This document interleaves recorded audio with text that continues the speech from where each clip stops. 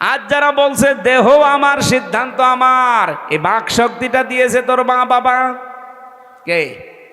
বলেন বলেন। যিনি দিল কথা বলার শক্তি, এখন তার বিরুদ্ধেই কথা আরম্ভ হয়েছে।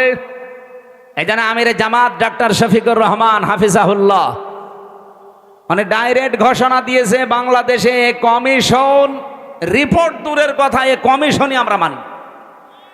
এক কথা বলে না কেন? এটা যদি কেউ রাজনীতি মনে করেন, হ্যাঁ এটাই আমাদের রাজনীতি।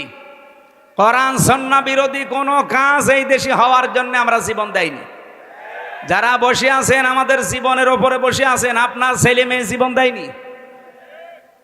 আপনি 318 পৃষ্ঠার এই বইটা পড়েন, এই যে নারী কমিশন বানিয়েছে, যেটা পুরাটা পড়ে দেখেছি আমি।